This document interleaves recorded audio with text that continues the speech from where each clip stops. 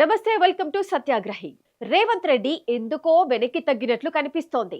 కొండా సుస్మిత వ్యవహారంలో ఆయన ఘాటుగా స్పందిస్తారని, విదేశాల నుంచి హైదరాబాద్ రాగానే చర్యలుంటాయని చాలా మంది అనుకున్నారు. ఏమైందో తెలియదు కానీ రేవంత్ రెడ్డి సైలెంట్ అయిపోయారు. ప్రెస్ మీట్ పెట్టినా జస్ట్ మోదీ గురించి మాట్లాడి కొండా సురేఖ వ్యవహారాన్ని అధిష్టానంపైకి తోసేసి తప్పించుకున్నారు.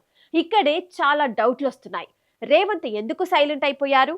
ఇది వ్యూహాత్మక మౌనమా, లేక తెర వెనుక ఇంకేమైనా జరిగిందా? మీకు కూడా ఇలాంటి డౌట్లే ఉంటే వాటిని ఇప్పుడు క్లియర్ చేయబోతున్నా. రేవంత్ రెడ్డి ఎందుకు సైలెంట్ అయ్యారో ఇప్పుడు వివరించబోతున్నా. స్కిప్ చేయకుండా చివరి వరకు చూడండి. కొండా సురేఖ ఉదంతం తెలంగాణ రాజకీయాల్లో ఎంతటి కలకలం రేపిందో మనందరికీ తెలిసిందే.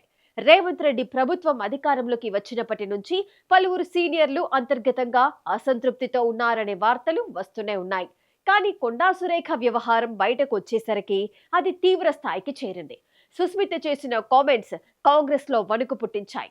ఇంతకు ముందు కూడా రాజగోపాల్ రెడ్డి వంటి నాయకులు చాలానే మాట్లాడారు. సీఎం రేవంత్ రెడ్డి తీరుపై, పార్టీ విధానంపై విమర్శలు కూడా చేశారు. అవన్నీ కూడా కాంగ్రెస్ మార్కు రాజకీయాలను బయటపెట్టాయి. అయితే రేవంత్ రెడ్డి విదేశీ పర్యటనలో ఉన్న సమయంలో కొండా సుస్మిత కామెంట్స్ కాంగ్రెస్ రాజకీయాలు రచ్చకెక్కడం సంచలనంగా మారాయి. దాంతో రేవంత్ వర్గం నాయకులు, ఆయన అభిమానులు సీఎం విదేశాల నుంచి రాగానే పరిస్థితి వేరేలా ఉంటుంది, క్రమశిక్షణ ఉల్లంఘించిన వారిపై కాంగ్రెస్ నుండి సీరియస్ యాక్షన్ తప్పదు, రేవంత్ రెడ్డి తన మార్కు దూకుడు చూపిస్తారని రేవంత్ రెడ్డి వర్గీయులు భావించారు. కానీ సీన్ కట్ చేస్తే హైదరాబాద్ నుంచి వాలగానే రేవంత్ రెడ్డి స్పందించిన తీరు అందరినీ ఆశ్చర్యపరిచింది. విలేకరులు కొండా ఫ్యామిలీ ఎపిసోడ్ గురించి ప్రశ్నించినప్పుడు రేవంత్ రెడ్డి చాలా సింపుల్ గా ఒకే ఒక్క మాటతో తేల్చేశారు. దాన్ని క్రమశిక్షణ కమిటీ చూసుకుంటుంది, దాని గురించి నేను మాట్లాడను అంటూ దాటవేశారు. అంతేకాదు, కాంగ్రెస్ అధిష్టానం ఎలాంటి నిర్ణయం తీసుకున్నా దానికి కట్టుబడి ఉంటానని స్పష్టం చేశారు. ఒక్కసారి ఆలోచించండి. సాధారణంగా తనపై గాని, తన ప్రభుత్వంపై గాని విమర్శలు వస్తే గట్టిగా తిప్పికొట్టే రేవంత్ రెడ్డి కొండా సురేఖ విషయంలో అసలు ఎందుకు నోరు విప్పలేదు? ఎందుకు ఇంత సైలెంట్ గా ఉండిపోయారు? ఇదే ఇప్పుడు అసలు సిసలైన రాజకీయ అనుమానాలకు దారితీస్తోంది. ఇక్కడ ఇంకో ఆసక్తికరమైన విషయం ఏంటంటే, రేవంత్ రెడ్డి తాను సైలెంట్ గా ఉండటమే కాకుండా తన వర్గానికి చెందిన ఎమ్మెల్యేలు, కీలక నాయకులకు కూడా కఠినమైన ఆదేశాలు ఇచ్చారట.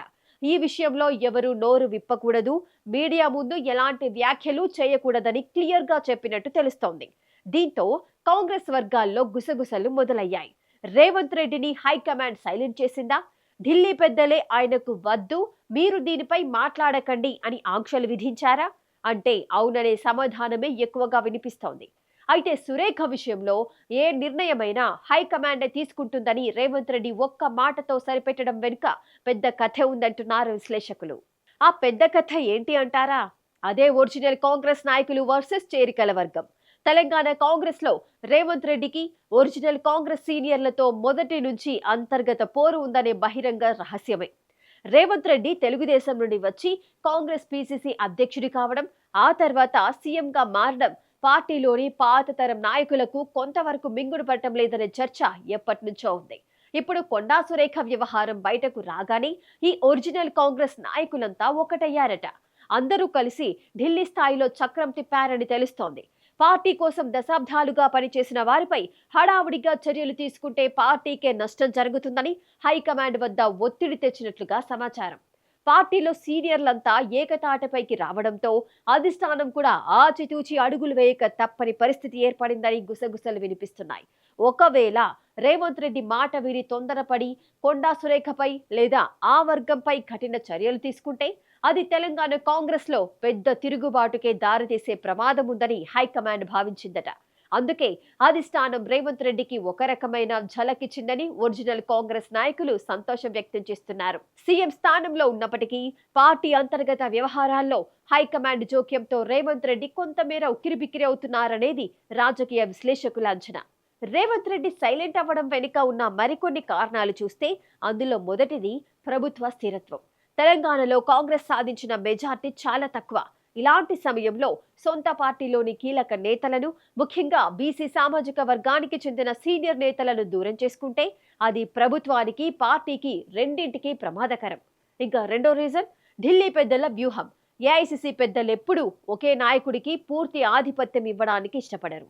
పార్టీ తమ కంట్రోల్లోనే ఉండాలని కోరుకుంటారు. ఇందులో భాగంగానే రేవంత్ రెడ్డికి చెక్ పెట్టడానికి సీనియర్లను ఒక అస్త్రంగా వాడుకుంటున్నారా అనే సందేహాలు కూడా వ్యక్తమవుతున్నాయి. ఇక మూడో రీజన్, సుస్మిత చేసిన తీవ్ర ఆరోపణలు. ఒకవేళ కొండా సుస్మిత వద్ద ఏమైనా ఆధారాలుంటే ఇప్పుడు కాకపోయినా ఆమె తర్వాత అయినా వాటిని బయట పెడుతుంది. కొండా సురేఖను మంత్రివర్గం నుంచి తీసేసినా, పార్టీ నుంచి సస్పెండ్ చేసినా ఆ ఆధారాలతో ఒక ఆట ఆడుకోవడం ఖాయం. అప్పుడు రేవంత్ రెడ్డి ఒక్కరికే కాదు, పార్టీ మొత్తానికి దిద్దుకోలేనంత డ్యామేజ్ జరుగుతుంది. ఇవన్నీ గమనించే అధిష్టానం రేవంత్ ను కంట్రోల్ చేసినట్లు గాంధీ భవన్ వర్గాల్లో టాక్ నడుస్తోంది. మొత్తానికి తనపై తీవ్రమైన ఆరోపణలు వచ్చినా క్రమశిక్షణా చర్యల పేరిట నేరుగా యాక్షన్ తీసుకోలేకపోవడం రేవంత్ రెడ్డికి కొంత ఆత్మరక్షణలో పడేసే అంశమే. కానీ ముందు ముందు ఎలాంటి సంచలనాలైనా చోటు చేసుకునే అవకాశం ఖచ్చితంగా ఉంది. కొండా సురేఖ వ్యవహారాన్ని క్రమశిక్షణ కమిటీకి రీడైరెక్ట్ చేయడం ద్వారా ప్రస్తుతానికి ఈ వివాదాన్ని నాంచే ప్రయత్నం అయితే జరిగింది. కానీ ఇది తుఫాను ముందు ప్రశాంతత లేక మొత్తానికి సద్దుమణిగిస్తారా అన్నది తేలాల్సి ఉంది.